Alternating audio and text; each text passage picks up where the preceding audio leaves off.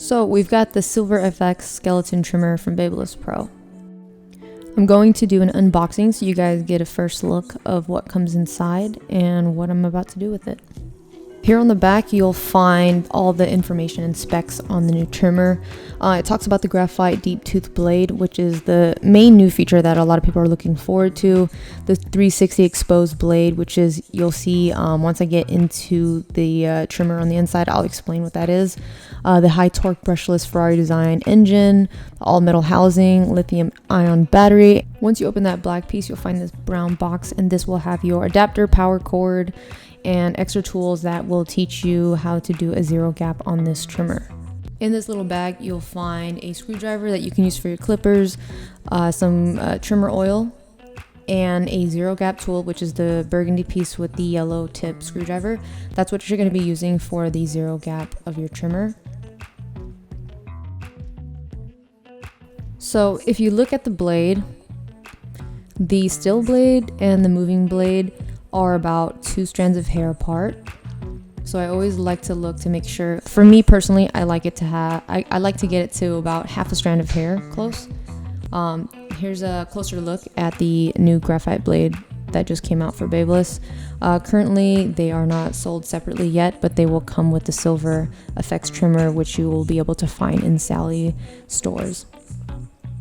Okay, so here's how we adjust it. We're gonna grab the burgundy piece with the silver screwdriver in there, pop that out. And with any of these skeleton trimmers, you'll see there's 2 screws over there in the front. You don't have to disconnect the blade from the body. So because of the blade being exposed, we made a long screwdriver so that it's easier to loosen so that you can adjust it and push it up to wherever you need it. You can use the burgundy tool. For me, I personally like to look at it from side to side manually and gauge it that way, and then I retighten. So it's up to you which way you want to do it. Now, this is not something you have to do. This is just an option to have a trimmer that works really close. The way it's naturally set is already pretty sharp, but for a lot of barbers, we like to have it pretty close, especially if you are using it to remove any shaver foil line or straight blades. I go back and forth and analyze the blade, and then I'm going to go back in and retighten each side a little bit at a time, just so I can make sure that it's an even adjustment.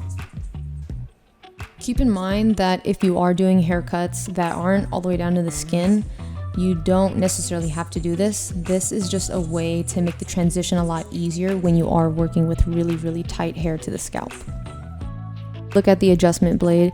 It may look even from the side, but it's actually not. It's about half a strand of hair, a little bit lower than the still blade. You never want the moving blade on the inside to overlap the still blade, because that's when you're going to start cutting people. This is really good to do for lineups and edge-ups if you're looking for a sharp finish. I usually check the top of my hand all the time. I put the trimmer face down on the top of my hands to make sure that it's not biting in any direction. And of course, as the more you use it, it can move. So I check every single time right before a customer, or at least in the beginning of your day, just to make sure. Again, here is what comes in the box. This is the zero gapping tool here. I'm putting the screwdriver back on. Then you have this other screwdriver for your clippers, little clipper brush to clean it off, and some trimmer oil if you want to use this every now and then if you feel like it's getting too dry when it's cutting through the hair. And also, if you are traveling or you're moving around a lot, this is a good little cap to protect your blades. For me, especially because I'm traveling a lot, this is really useful because then the blades don't hit each other inside my case. Thank you guys for watching, and I'll catch you at the next one.